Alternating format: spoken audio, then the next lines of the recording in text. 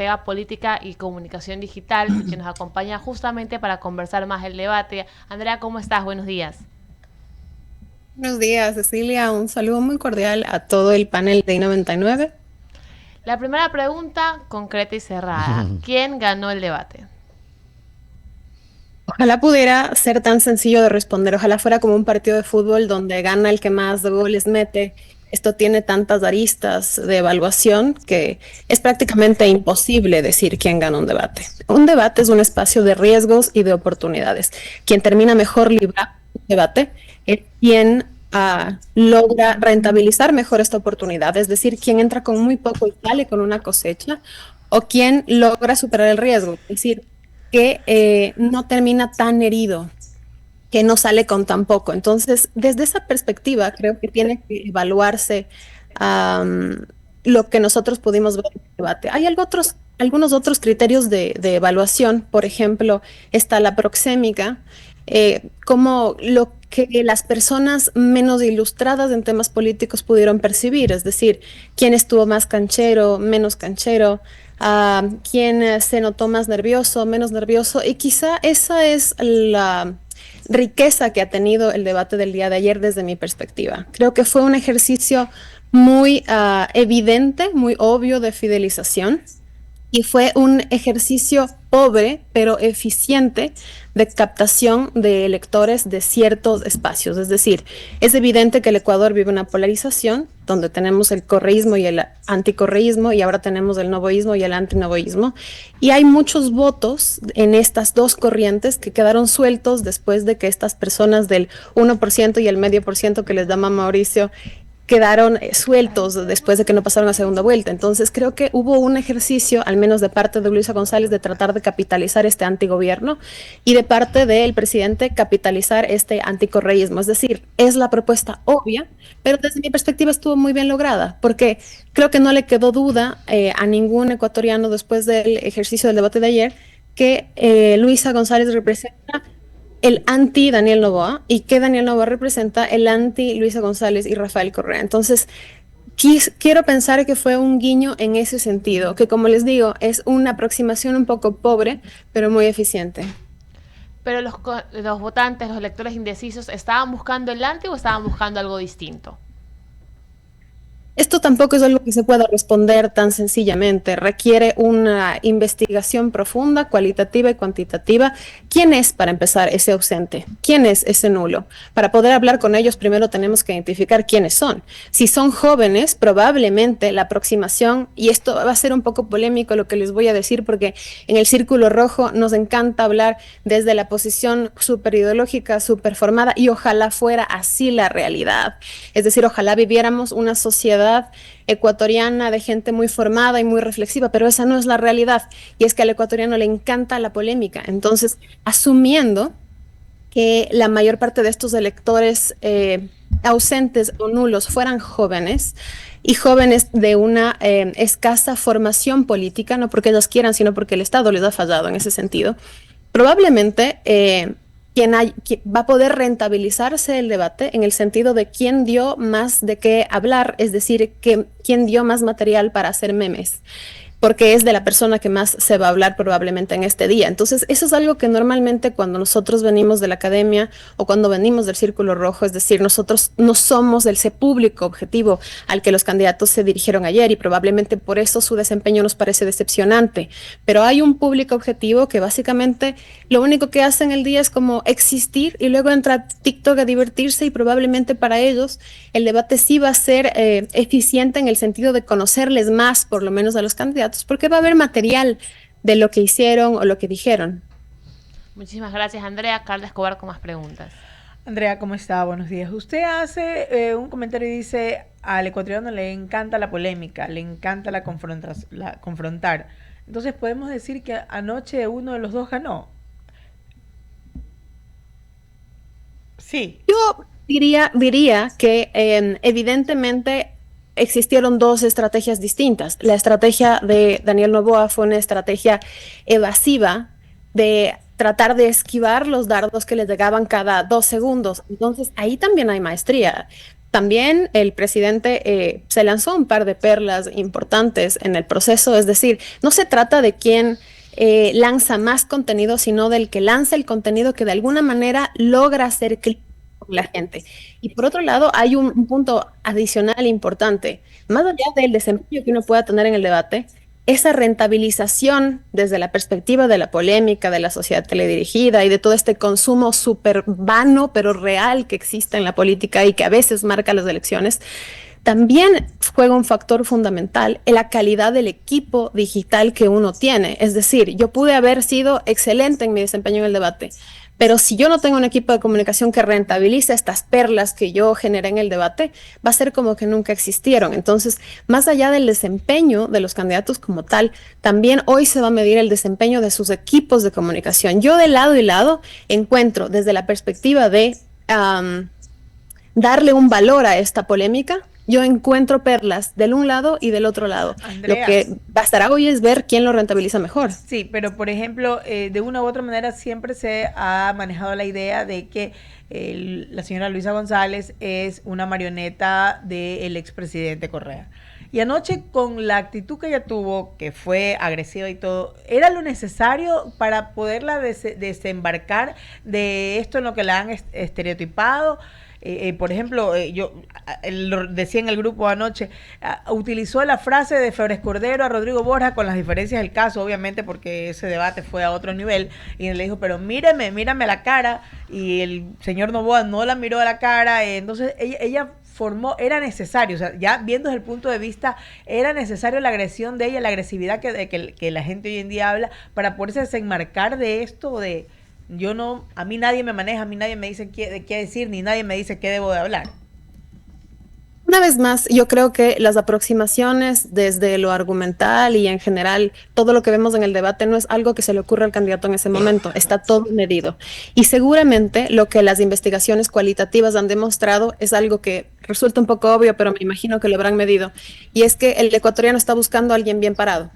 Y esta es la frase coloquial con la que determinamos, o al menos hablamos de alguien que está en capacidad de afrontar un gobierno en un mal momento. El Ecuador no es que viva su mejor momento y lógicamente de esto nacería la necesidad de presentarse como una mujer fuerte que no se deja, etcétera, que también lo ha utilizado el presidente. Y si no, les recuerdo la frase de hace un par de meses de los 3 palos y el vigor del carpintero y no sé qué, entonces tratando de mostrar siempre que tiene los arrestos en el caso del presidente y en el caso de Luisa González del día de ayer demostrando que no se deja. Pero yo creo que también hay algo importante, y es que no le permitimos normalmente a las candidatas mujeres el ser, no, yo no diría necesariamente violentas, sino el ser confrontativas o altamente confrontativas. Si hubiera sido un debate entre 2 hombres, probablemente tendríamos un análisis distinto, pero ¿qué resulta entonces? Que las candidatas, frente a circunstancias como las que vive el país, las candidatas por ser mujeres tienen que plantearlo desde la altura y la postura del estadista. Si estamos jugándonos una segunda vuelta donde la mayor parte del electorado se va a guiar, porque estoy hablando especialmente del electorado menor de 35 años, se va a guiar por lo que más destaque dentro del ecosistema digital, lo que más polémica genere, lo que más crecimiento alcance, lo que más viral se haga. Entonces, me parece bastante lógico que esa haya sido la aproximación estratégica. Sí. Pobre en el fondo, pobre en la reflexión política, pobre en lo que el país realmente necesita, que es discutir modelos de país, modelos económicos, pero altamente eficiente en el efecto de capitalizar la polémica. Sí, concuerdo con usted en algo. A las mujeres no se nos permite ser confrontativas, enseguida somos problemáticas. Esa es la descripción que utilizan. Le doy paso a Mauricio Salén, que está en plataforma, para que continúe la entrevista. Mauricio está en plataforma. Muchísimas gracias, Carlita. Un gusto tener a Andrea aquí en el panel del diálogo el día de hoy y un poco ver la visión de alguien que tiene un análisis más profundo de lo que el ciudadano generalmente pudiese ver de ese debate. Y en ese aspecto yo tengo unas, más que dudas, unas reflexiones. El presidente, por estar en funciones, tiene de dónde sacar más escrutinio público que una candidata que lo que está ofreciendo no deja de ser un ofrecimiento de buena fe, porque no podemos tener la certeza de que tenga los arrestos, la capacidad, el entorno para poder cumplir lo que dice. Sin embargo, me llamó la atención, el presidente en ciertos momentos daba la impresión que él no era el presidente, porque se quejaba de cosas que están pasando hoy en el sistema de atención y servicio público que a él le tocaría resolver. Por ejemplo, dijo, este maldito call center del IES, y casi que con el call center vamos a resolver el problema de sostenibilidad del Seguro Social. Y el call center, de lo que entiendo o hasta lo que entendía, lo maneja una entidad telefónica del Estado. Por otro lado, decía también que ya se ha hecho casi todo y que ya se ha pagado la deuda histórica con los maestros. Habría que ver si la percepción ciudadana es que ya está hecho todo, porque si no, no estuviste alineado con lo que la gente siente. Y por otro lado se dijo, hemos ya equipado a la policía y a las Fuerzas Armadas con tecnología de punta. Y en mi caso al menos no percibo de que hemos tenido ese equipamiento adecuado para poder hacerle frente al crimen organizado. Y por el otro lado, me parece que Luisa González no pudo desmarcarse de su entorno, que efectivamente ha causado cierto oleaje en el ámbito político, pero yo rescato algo, por ejemplo, allí, y esa es la parte de la pregunta que quiero aterrizar, Andrea. Ella asumió, y muchas veces asumir tiene una potencia intrínseca que muchos no valoran en ese momento. Ella dijo, sí, pero yo lo expulsé a Ronnie Aliaga. Entonces, más allá de defender, como fue en el otro caso, que yo no sé, pues que si sea verdad, si eso fue solamente una investigación, lo de la señora María Moreno, que a cada rato se lo decía de que es la presidenta de ADN, más bien Noboa ahí se entrompó en tratar de defender y decir eso ya está, ella ya resolvió, ella ya trató. Era un tema que eso es la justicia y la justicia tiene que determinar. Pero en el otro caso sí asumió. ¿Tú crees que eso en el fondo no tiene un valor que la población pudiese en un momento determinado? Porque hablamos de cientos de votos que son importantes. ¿Pudiera valorarlo más que el mismo desgaste del ejercicio del poder y de estas expresiones de defensa como gato panza arriba, que eventualmente fue lo que se notó? Hola Mauricio, para empezar, qué gusto poder saludarte en esta mañana. Y bueno, creo que tú debes ser uno de los ecuatorianos más decepcionados del resultado del debate, porque tú eres un hombre de acción y un hombre de resultados, y lógicamente cuando tú has hablado de gestión, ha sido gestión sobre hechos reales y hechos reales ejecutados por ti. Y hablo específicamente de tu excelente gestión al frente del banco cuando estuvo el presidente Guillermo Lasso. Entonces, en este caso, el debate careció absolutamente de todo eso. Para empezar, vimos a Luisa González hablar sobre las obras diarias que entregaba su gobierno, cuando en realidad en ese tiempo ella no es que jugaba un papel muy importante dentro del gobierno, pero rescatemos el ejercicio de tratar de volver a la memoria algunas cosas que le suman en su campaña. Desde el lado del presidente, en cambio, yo sentí muchísimos supuestos. Estamos por hacerlo ya casi un poquito más y falta esto, pero entonces no hablamos en realidad de una gestión gubernamental, cosa que, Mauricio, yo creo que sí existe. Es decir, yo creo que el gobierno sí ha promovido la posibilidad de que gobiernos seccionales con sus obras o cumplan con sus proyectos, y creo que lo que hace falta es un inventario, un catastro de lo que el gobierno ha permitido o las obras que a través de este gobierno se han permitido. Es decir, quizá el tratar de ser demasiado autoindulgente con las cosas que uno hizo a medio gas y el ser o no tener la capacidad de transmitir estas cosas chiquitas, pero que se han hecho muchas, le va a jugar un poco en contra al presidente. Yo hablo específicamente de la importancia que ha sido el mantenerles casi al día a los gobiernos seccionales para que ellos puedan cumplir con su gestión. Eso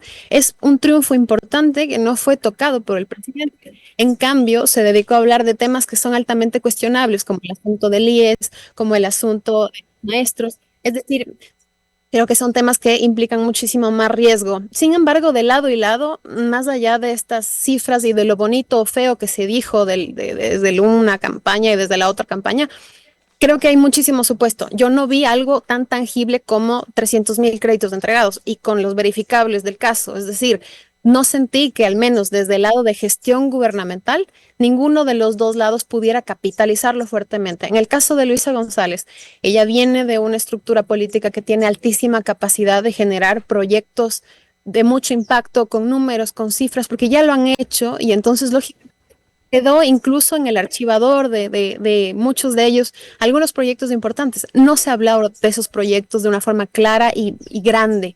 En el caso del presidente, yo en cambio siento que hace muchísima falta. Hay un problema de comunicación interna importante que no les permite tener suficiente información como para rentabilizar lo que de hecho están haciendo. Y por eso se da la oportunidad quizá a terminar en esta narrativa muy vaga de que donde se siente que estamos en el casi, y ya mismo, ya casi, pero es que aunque es un gobierno corto y de transición, de todas maneras el Ecuador necesita resultados y hay gente que siente ya la impaciencia de no poder esperar más y creo que eso puede también pasarte una factura. Y para concluir mi duda, y tú me has llevado hacia donde quería aterrizar la segunda parte de la pregunta. El presidente teniendo toda la información a su mano, toda, porque no hay forma de que no la tenga, acusaba a la candidata de ser quien manipuló, quien jugó con los sistemas de pensión, pero no enseñó un papel, un keepbook donde firmaba. Él tiene la capacidad de poderlo tener. Y lejos de eso, mandaba a la gente a que busquen en las redes sociales, busquen en redes sociales, que ahí está. Yo creo que tiene la capacidad de tener un equipo que le dé los papeles para por lo menos enseñarlos, aunque sean papeles que no digan lo que dice, pero enseñar un papel.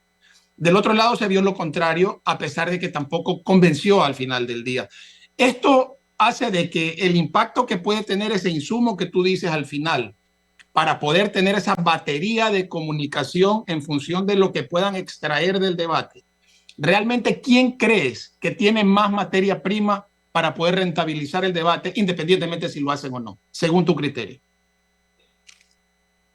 Creo que esto que acabas de decir es muy importante porque nos hace aterrizar en un plano adicional, que es la importancia de ir a un debate no solo preparado con las líneas tradicionales, es decir, no solo con las líneas fuerza, con lo que voy a decir, lo que voy a responder, sino también entrenado para soportar la tensión emocional, que siento que a los dos una vez más me quedaron debiendo de lado y lado.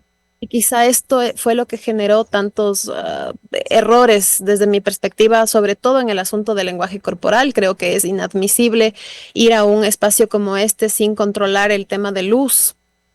El mostrarte con un rostro cansado dentro de un debate como este, creo que es inadmisible. Algunos puntos que son básicos de primer grado de consultoría política.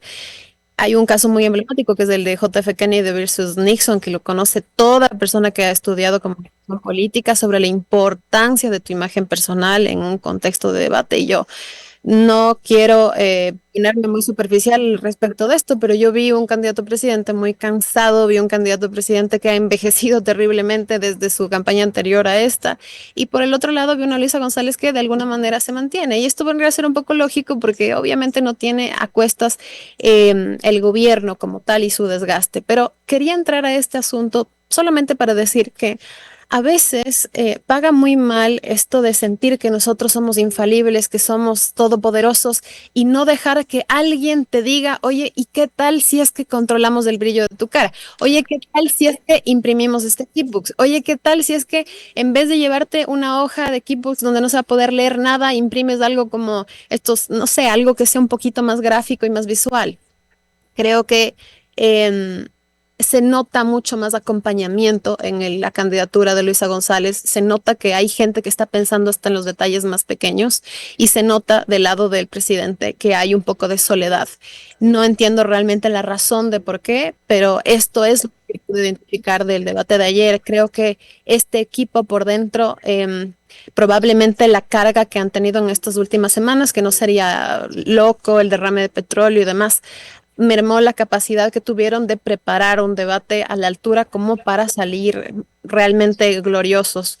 Entonces, eso es una reflexión que creo que no era bueno dejarla aparte, me parece importante. La importancia de entender que este gobierno no lo puedes hacer solo y que en general una candidatura también requiere, y gran parte del éxito de la candidatura implica muchísimo el equipo que uno tiene y cómo logra motivarlo para que siga junto a uno incluso en los momentos más duros. Entre líneas y remarcado, lo has dicho y resumido muy bien. Y coincido 100%, allí está la clave de lo que ocurrió ayer. Se vio un presidente exactamente como que no tuviera la asesoría adecuada para ir a un tema de esto, y por el otro lado sí se vio algo más de preparación sin llegar al óptimo. Andrea, muchísimas gracias por estar con nosotros el día de hoy. Le doy paso a Javier Segarra, que tiene desde cabina más inquietudes para ti.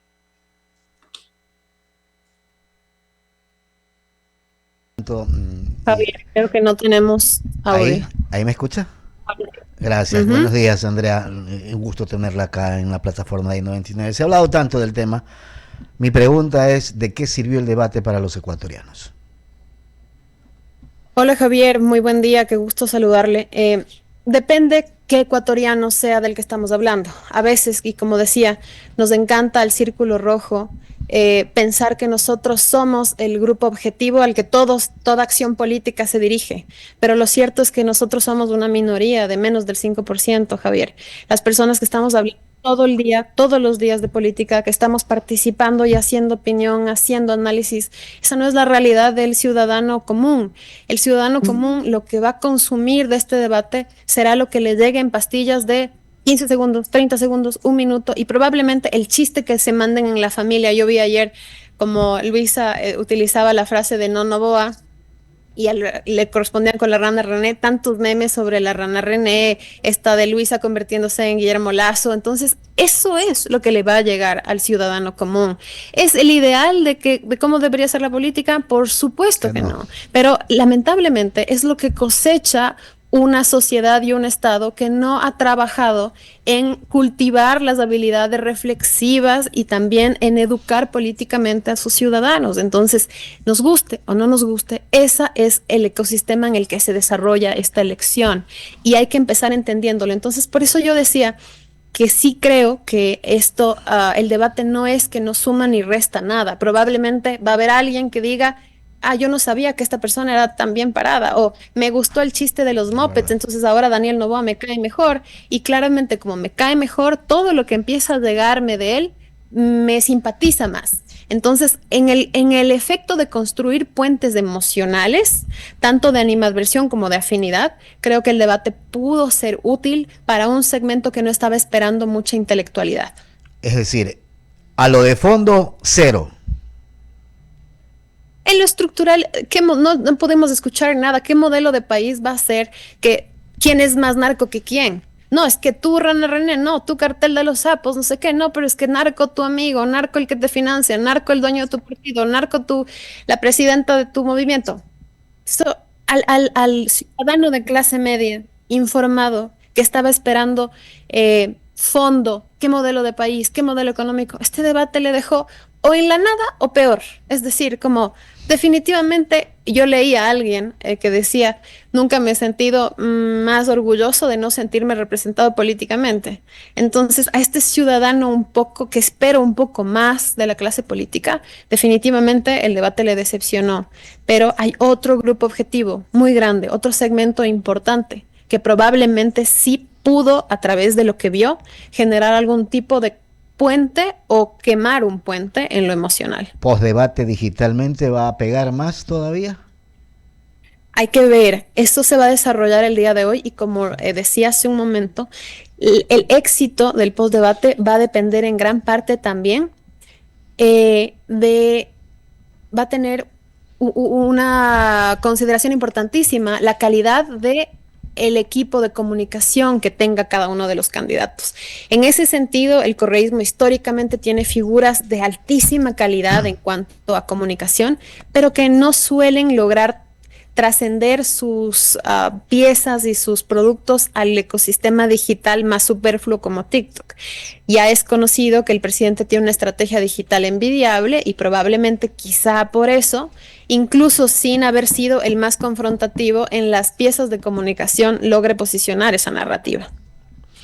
Estimada Andrea, agradecerle por haber estado con nosotros esta mañana. Le mandamos un abrazo y habrá que ver qué es lo que ocurra después del debate. Realmente faltan 21 días para el día de las elecciones y solo ahí sabremos si realmente lo que se dijo en el debate y lo que se pueda decir post-debate llegue al electorado, pero con la perspectiva de solucionar los problemas de fondo del país. Caso contrario, seguiremos hablando usted y yo de lo mismo en los siguientes años. Ojo, porque así lo hemos venido hablando en este país.